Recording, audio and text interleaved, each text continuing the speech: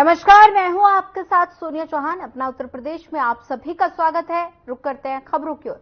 लोकसभा चुनाव संपन्न होने के बाद तुरंत मुख्यमंत्री योगी आदित्यनाथ ने शासन स्तर के सभी अपर मुख्य सचिव, प्रमुख सचिव स्तर के अधिकारियों के साथ बैठक कर प्रदेश में जारी लोकहित की परियोजनाओं की स्थिति की समीक्षा की। इस बैठक में सभी वरिष्ठ अधिकारियों संबंधित विभागों में वर्तमान वित्तीय वर्ष में विभिन्न योजनाओं को प्रगति और भावी कार्य योजनाओं को मुख्यमंत्री से अवगत कराया। विशेष बैठक में मुख्यमंत्री ने कई विषयों पर प्रमुख दिशा निर्देश दिए और बैठक में विभाग के परियोजनाओं की प्रगति की जानकारी ली। सीएम ने अपर मुख्य सचिव, प्रमुख सचिव गण अपने विभाग के शीर्ष अधिकारी हैं और विभाग से जुड़े हर एक व्यवस्था, हर एक परियोजना, प्रत्येक प्रकरण के लिए आपकी जवाबदेही और अतः समयबद्धता और गुणवत्ता सुनिश्चित करने की सबकी जिम्मेदारी है। अनुविभागीय मंत्री गणों के साथ बेहतर संवाद समन्वय बनाए रखें। जनहित के प्रकरणों को जरूरी लंबित न रखें। जिन भी विभागों में रिक्तियां हैं उन्हें नियुक्ति की जानी चाहिए और साथ ही वहां से तत्काल अध्याचन चयन आयोगों को भेजा जाए। नियुक्ति प्रक्रिया में लगातार सरलता के लिए ई अधियाचन व्यवस्था लागू की गई, उसका उपयोग करें। नियुक्त के लिए अधियाचन भेजने से पूर्व नियमावली का सूक्ष्मता से प्रशिक्षण कर लिया जाए। चयन आयोगों से संपर्क बनाएं। त्रुटिपूर्ण अधियाचन न भेजे। चयन प्रक्रिया की समय सीमा तय करें। वित्तीय वर्ष 2024-2025 की पहली तिमाही समाप्त होने वाली है। सभी विभागों की ओर से वर्तमान बजट में प्रावधानित धनराशि का यथाचित खर्च किया जाना सुनिश्चित किया जाए। बजट आवंटन और खर्च के नियमों का सरलीकरण भी अपेक्षित है और इस पर यथोचित कार्रवाई की जाए। जीएसटी संग्रह के प्रयासों को तेज करने की आवश्यकता है। फील्ड में तैनात अधिकारियों को टारगेट दें। इनके परफॉर्मेंस को भी इनकी पदोन्नति पर स्थापना का आधार बनाना चाहिए। तकनीक का प्रयोग बढ़ाएं।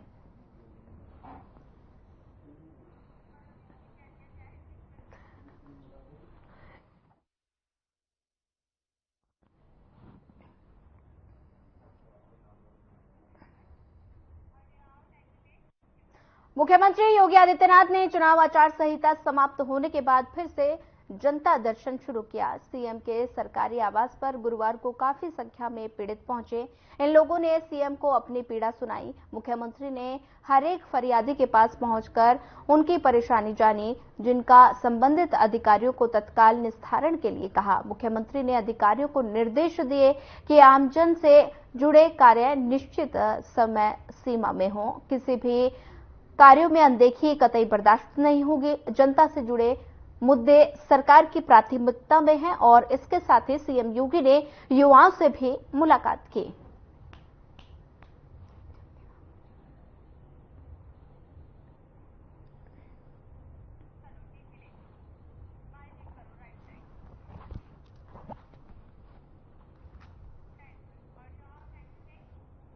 मुख्यमंत्री योगी आदित्यनाथ लखनऊ में जनता दर्शन में विभिन्न जनपदों से आए लोगों की समस्याएं सुनी।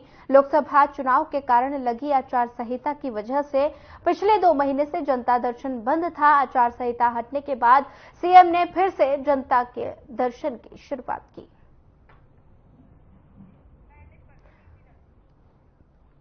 तस्वीरें लखनऊ से हैं, जहां पर सीएम योगी आदित्यनाथ ने लोगों की समस्याएं सुनी। जनता दरबार लगाया गया। अधिकारियों को समस्याओं का निराकरण करने के लिए निर्देश दिए।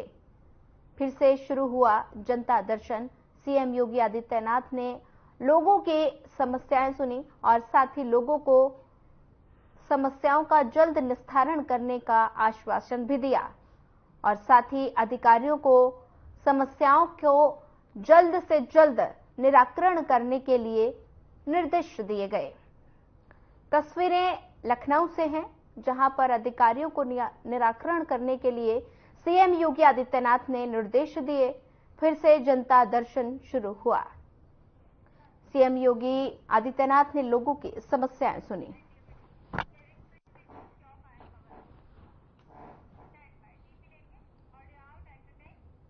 लोकसभा चुनाव के बाद अब सरकार बनाने की कवायद शुरू हो गई है। इसी सिलसिले में एनडीए की पहली बैठक पीएम आवास में हुई।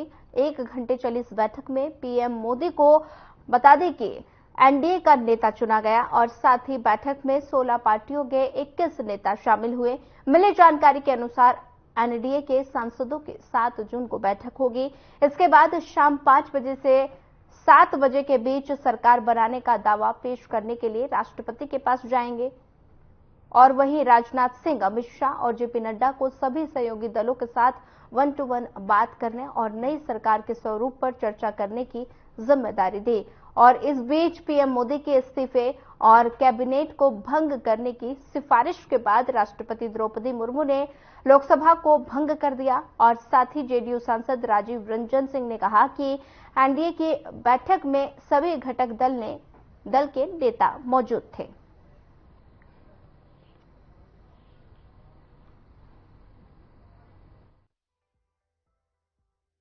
की मीटिंग में सभी घटक दल के नेता मौजूद थे और सभी घटक दलों के नेता ने एक स्वर से कहा कि हम सब लोग आदरणीय प्रधानमंत्री नरेंद्र मोदी जी के साथ हैं और तीसरी बार उनको प्रधानमंत्री जितना शीघ्रातिशीघ्र हो उसका शपथ ग्रहण उनको करना चाहिए। बनाने का दावा करने जा रहे हैं अभी कहाँ दावा करेंगे, अभी तो पहले पार्लियामेंट्री पार्टी की बैठक होगी। उस बैठक में संसदीय दल के वो पार्लियामेंट्री एनडीए के संसदीय दल के नेता चुने जाएंगे, तभी दावा होगी। उसकी प्रक्रिया अभी तो कहाँ राष्ट्रपति, जब संसदीय दल की बैठक होगी तब ना। सर, इंडिया अलायंस की तरफ से ये कहा जा रहा है कि सोशलिस्ट हैं आप लोग, आना चाहिए। सोशलिस्ट इंडिया गठबंधन के जो लोग हैं उनसे सर्टिफिकेट की जरूरत है क्या? हम लोग को उनसे कोई सर्टिफिकेट की जरूरत नहीं है। वो मुगालते में है, वो उम्मीद लगाए बैठे हैं, वो उम्मीद लगाए रखे हैं। उम्मीद तो ऐसे मुंगेरी लाल हसीन सपना भी देखते थे।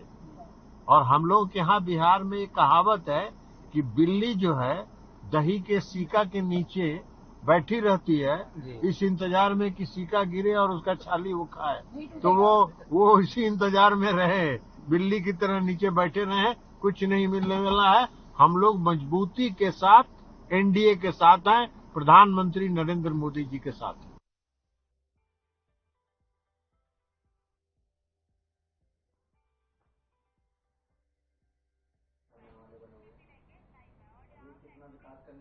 लोकसभा चुनाव के नतीजे आ गए। नतीजों के बाद नई दिल्ली में बीजेपी मुख्यालय में लोकसभा चुनाव 2024 की जीत का जश्न मनाया गया।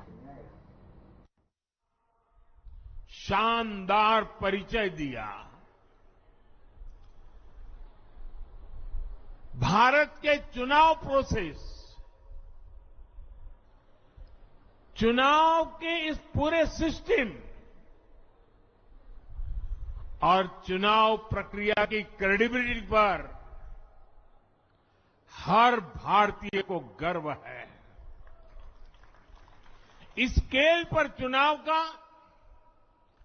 इस एफिशिएंसी के साथ चुनाव का दुनिया में कहीं कोई उदाहरण नहीं है।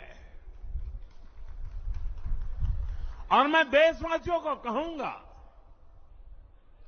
मैं इन्फ्लुएंसर्स को कहूंगा, मैं ओपिनियन मेकर्स को कहूंगा कि भारत की लोकतंत्र में ये चुनावी प्रक्रिया की ताकत है, एफिशिएंसी है।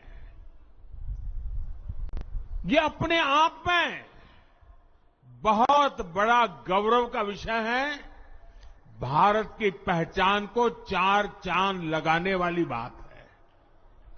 और ऐसे जो भी लोग हैं जो दुनिया में अपनी बात पहुंचा सकते हैं, उन सबसे मैं आग्रह करूंगा कि भारत के लोकतंत्र के इस सामर्थ्य को विश्व के सामने बड़े गर्व के साथ हमें प्रस्तुत करना चाहिए।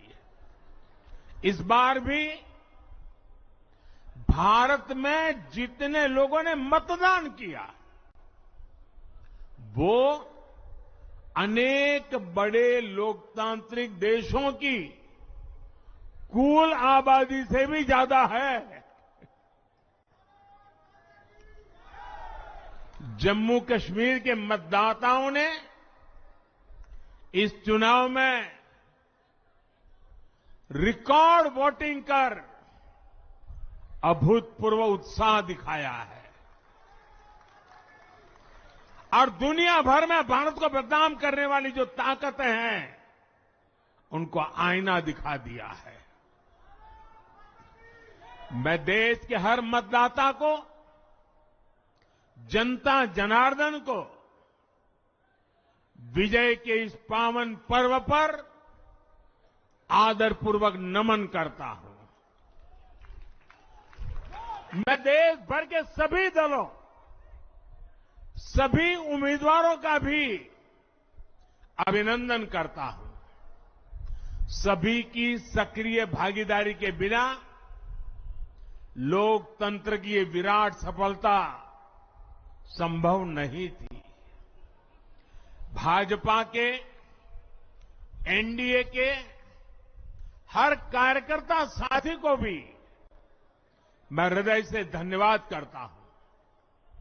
साथियों, इस चुनाव के, इस जनादेश के कई पहलू हैं।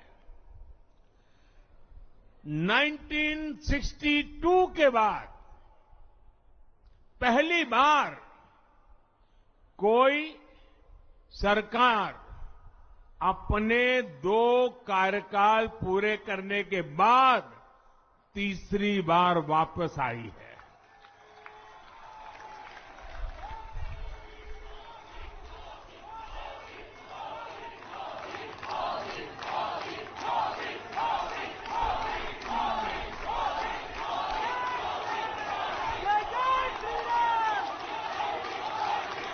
राज्यों में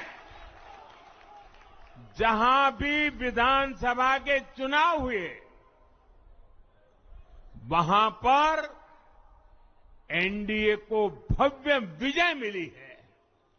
चाहे वो अरुणाचल प्रदेश हो, आंध्र प्रदेश हो, उड़ीसा हो या फिर सिक्किम। और इन राज्यों में कांग्रेस का सुपड़ा साफ हो गया है।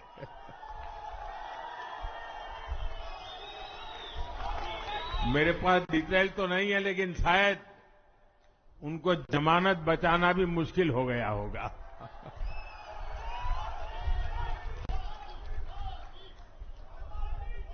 भाजपा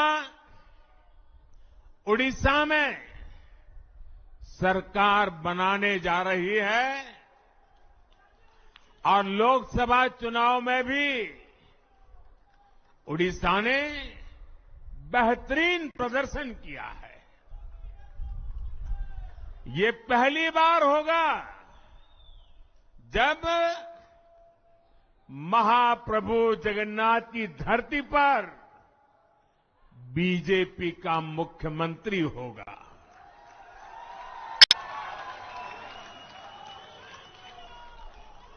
बीजेपी ने केरला में भी सीट जीती है।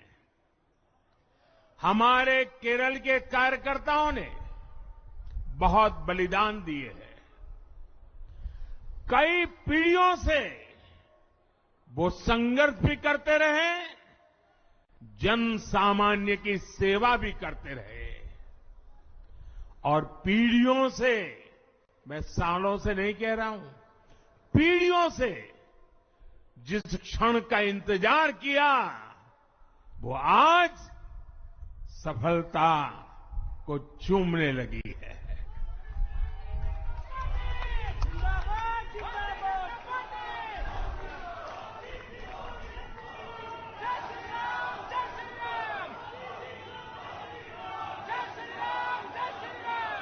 तेलंगाना में हमारी संख्या 2 गुना हो गई है।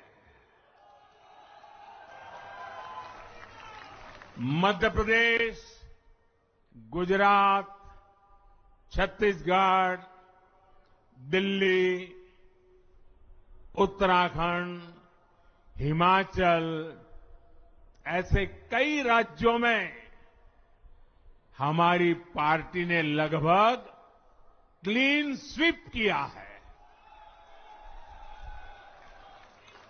मैं इन सभी राज्यों और अरुणाचल प्रदेश, ओडिशा, आंध्र प्रदेश और सिक्किम विधानसभा के मतदाताओं का भी विशेष आभार व्यक्त करता हूं। मैं इन राज्यों की जनता को विश्वास दिलाता हूं कि केंद्र सरकार आपके विकास के लिए कोई कोर कसर बाकी नहीं छोड़ेगी। आंध्र प्रदेश में चंद्रबाबू नायडू जी के नेतृत्व में एनडीए ने शानदार प्रदर्शन किया है। बिहार में नीतीश बाबू के नेतृत्व में भी एनडीए ने शानदार प्रदर्शन किया है। साथियों, 10 वर्ष पहले देश ने बदलाव के लिए जनादेश दिया था। तब देश ने हमें, क्योंकि वो समय था देश निराशा की गर्त में डूब चुका था। 2013-14 का कालखंड देखिए, देश निराशा की गर्त में डूब चुका था। फ्रेजाइल 5 शब्दों से मैं नवाजा जाता था। हर दिन अखबारों की हेडलाइन घोटालों से भरी रहती थी। देश की युवा पीढ़ी अपने भविष्य के संबंध में आशंकित हो गई थी। ऐसे समय देश ने हमें निराशा के गहरे सागर से आशा के मोती निकालने का जिम्मा सौंपा था। हम सभी ने पूरी ईमानदारी से प्रयास किया, काम किया। 2019 में इसी प्रयास पर विश्वास व्यक्त करते हुए देश ने दोबारा प्रचंड जनादेश दिया। इसके बाद एनडीए का दूसरा कार्यकाल विकास और विरासत की गारंटी बन गया। 2024 में इसी गारंटी के साथ हम जन जन का आशीर्वाद लेने देश के कोने कोने में गए। आज तीसरी बार जो आशीर्वाद एनडीए को मिला है, मैं इसके सामने, जनता जनार्दन के सामने विनय भाव से नतमस्तक हूं।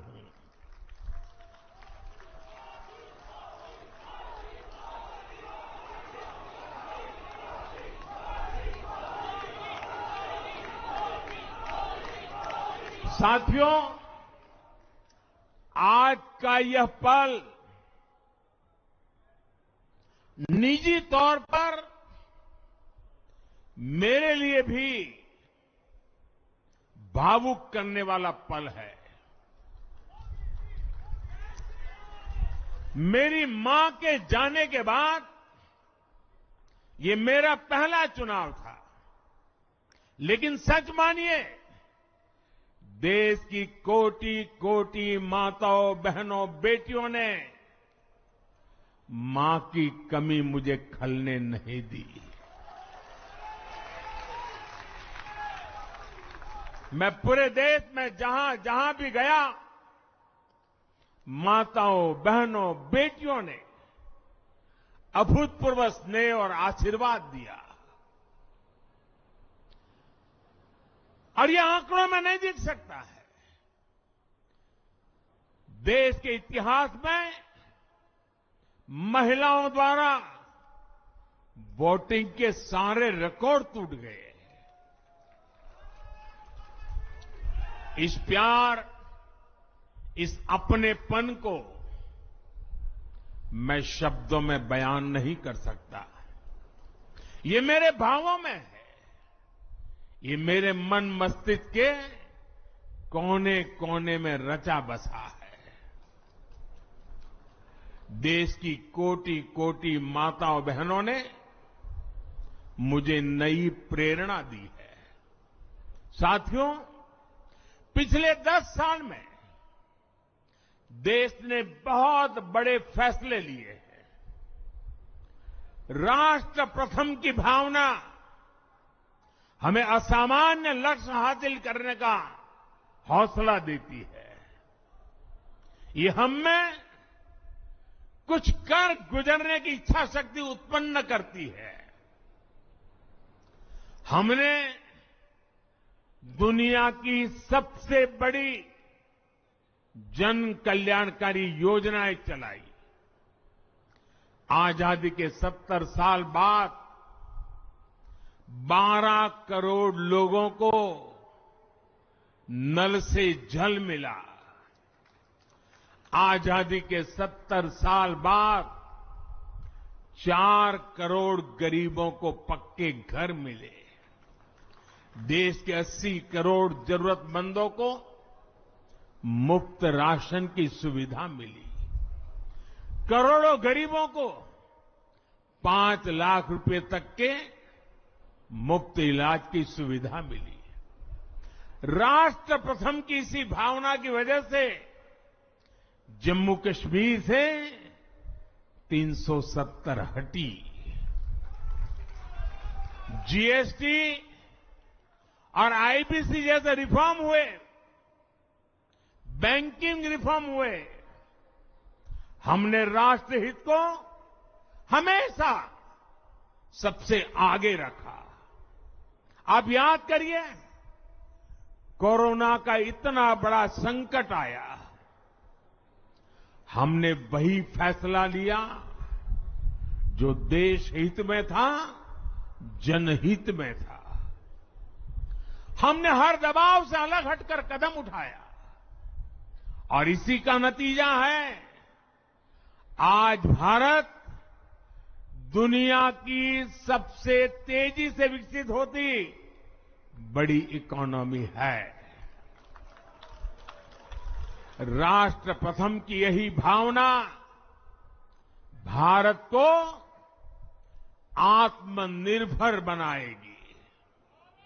साथियों, हमारे सामने एक महान संकल्प है,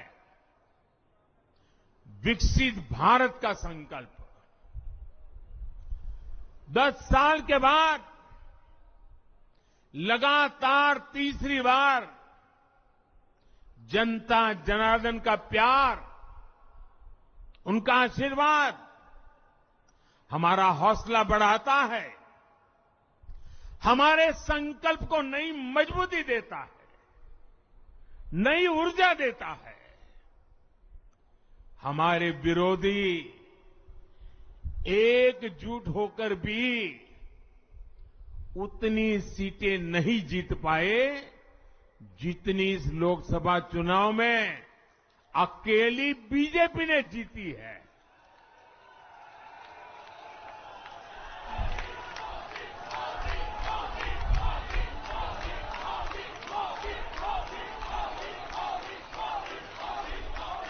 मैं देश के कोने कोने में उपस्थित बीजेपी के कार्यकर्ताओं को कहूंगा, देशवासियों को कहूंगा, आपकी मेहनत, इतनी गर्मी में आपका बहाया पसीना, ये मोदी को निरंतर काम करने की प्रेरणा देता है।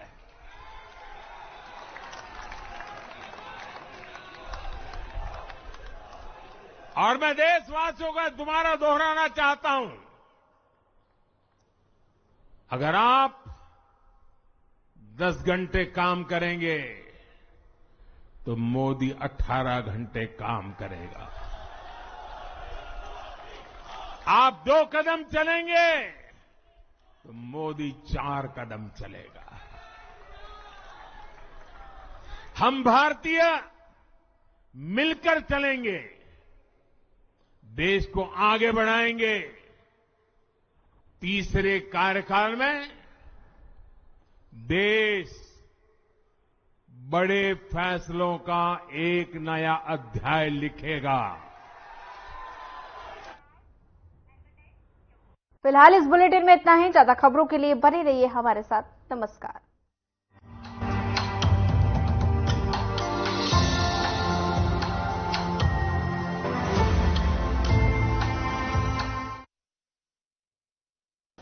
Best channel head Shri Brijmohan